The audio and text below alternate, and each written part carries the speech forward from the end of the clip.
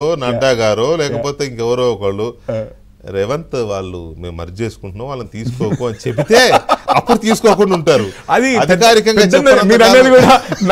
దగ్గరగా ఉంది. పెద్దన్న చెబితే తప్పకుండా వింటాడు. ఎందుకంటే స్టేట్ కి చాలా ఫండ్స్ కావాలి. ఇప్పుడు బీఆర్ఎస్ ఎంత అంటే నిజంగానే ఈ గత 8 ఈ చర్చ రాకూడదు.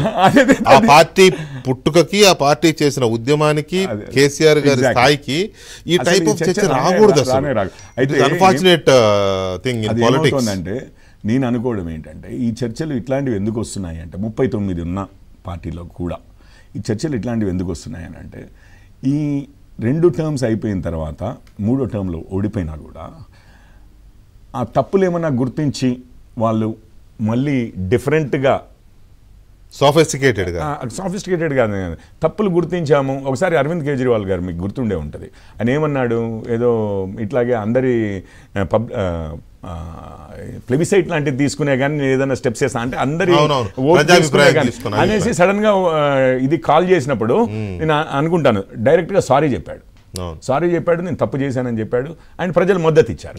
నేను అనుకోవడం ఏంటంటే అదే పంథాలో అంతకుముందు ఏదైతే బీఆర్ఎస్ వెళ్ళిందో ఈ రోజుకి కూడా అదే పంథాలో కంటిన్యూ అవడం తోటి నేల మీదకి రాకుండా అసలు ఏమీ మాత్రం మార్పు ప్రజలు మనల్ని తిరస్కరించారు ఫీలింగ్ ఎక్కడా లేకుండా ఏ మాత్రం లేకుండా అన్ని బ్రేజన్ అవుట్ అంటారు. ప్రజలు నిర్ణయాన్ని గౌరవించకుండా ఇది లేకుండా ప్లస్ వాళ్ళు ఇచ్చిన మెసేజ్ రిసీవ్ చేసుకోకుండా బ్రేజనింగ్ అవుట్ అంటారు. అంటే ఇక నన్ను అనేది ఎవడు అంటే ఇక నేను ఏదున్నా కానీ నేను తప్పు చేసినా ఒప్పు చేసినా కూడా అది గట్టిగా వాదించి అది కాదు అని చెప్పి వెళ్తారు చూసారా, ఇంకా అవతలోడి మీదే దబాయించి వెళ్ళడం అని చూసారా.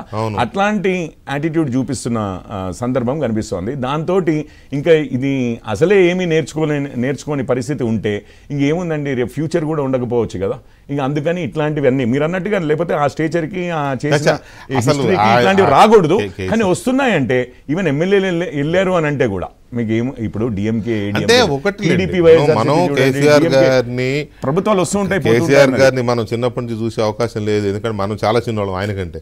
కానీ రాజకీయాల్లో పర్టికులర్గా తెలంగాణ మూమెంట్ స్టార్ట్ అయిన దగ్గర నుంచి చాలా క్లోజ్గా రిపోర్టర్స్గా మేము రిపోర్ట్ చేసింది కానీ మీలాంటి వాళ్ళు చూసిన దాన్ని బట్టి చూస్తే ఆయన అంత ఈజీగా ఇలాంటి చర్చకు అవకాశం ఇస్తారని నేనైతే అనుకోలే. బట్ ఎందుకు వచ్చింది అనే దానికి ఒక రూట్ కాజ్ బయటికి రావడం లేదు. ఒకటి ఫైనల్గా నాకు ఒకటి అనిపిస్తుంది, ఇప్పుడు నిజంగానే కేసీఆర్ గారు అయితే ఈ చర్చకి వారు తలుచుకుంటే ఈ చర్చని ఒక మాటతో అసలు మాట్లాడకుండా కూడా యాక్షన్ కానీ చేయలేదు అని అంటే అసలు నిజంగానే ఇప్పుడు ఎమ్మెల్యేస్ అన్నాం కదా కాంగ్రెస్కి వెళ్తా ఉన్నారు, దానికి అడ్డుకట్టేసి లేదు మనకేం వరీ లేదు, మనము యాక్చువల్లీ మచ్ స్ట్రాంగర్ ఇది అవ్వబోతున్నామనో లేకపోతే అండ దొరకబోతుందనో ఇంకొకటనో చూపిస్తేనన్నా వాళ్ళు ఆగుతారనేమన్నా రూమర్లు. ఇది ఏంటంటే మొత్తం హైపోథెటికల్ ఉందండి. రూమర్లు ఖండిస్తున్నారు కదా. ఇప్పుడు ఇక్కడ నేను అదే చెప్పబోతున్నా, మీరే చెప్పారు.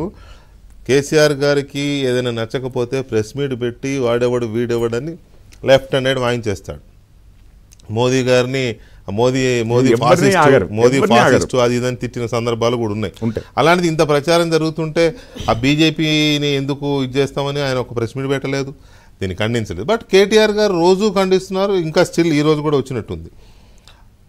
బీజేపీ వైపు నుంచి ఎలాంటి ఇది రావట్లేదు అనేది ఒక పాయింట్. ఎందుకు ఇది ఖండించట్లేదు? మేమైతే నిజంగా నేను చెప్తాను పార్టీ లోపల డిస్కషన్ బీజేపీ ఎందుకు దీన్ని డినై చేయడం లేదు, షో చూస్తున్నారా, ఇందాక నేను చెప్పిన షో చూస్తుందా అనేది ఒక పాయింట్. అయితే నిజంగా బీఆర్ఎస్ పార్టీకి కానీ పర్టికులర్గా కేసీఆర్ గారు ఆయన కుటుంబానికి కానీ అలాంటి సిచ్యువేషన్ కాన్ఫర్ట్ సిచ్యువేషన్ ఏమన్నా క్రియేట్ అయిందా?